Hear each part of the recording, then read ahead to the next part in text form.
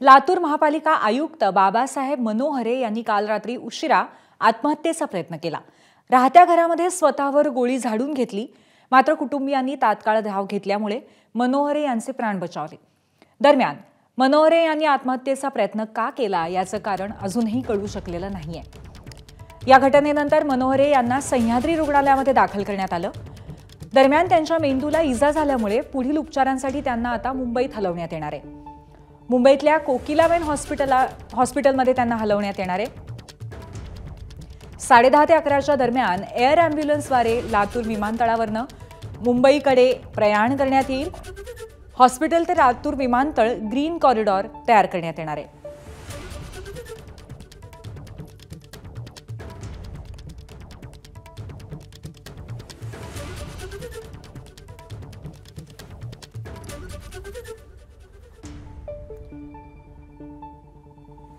लातूर महापालिकेचे आयुक्त यांनी आत्महत्या करण्याचा प्रयत्न केला, परंतु कुटुंबियांनी तात्काळ धाव घेतल्यामुळे त्यांचे प्राण बचावले।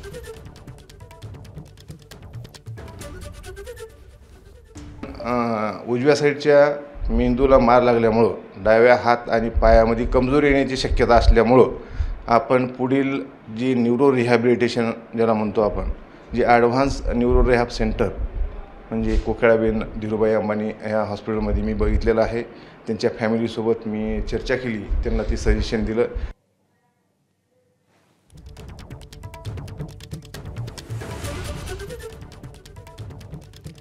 दरम्यान लातूरमधल्या सह्याद्री रुग्णालयाबाहेरनं आढावा घेतलाय आमच्या प्रतिनिधींनी। लातूर महानगरपालिकेचे आयुक्त बाबासाहेब मनोहरे यांनी 2 दिवसापूर्वी आत्महत्येचा प्रयत्न करत स्वतःला गोळी मारून घेतली होती आणि त्यांचा सुदैवाने ते बचावले आणि त्यानंतर त्यांच्यावर लातूरच्या सह्याद्री हॉस्पिटल येथे शस्त्रक्रिया करण्यात आली।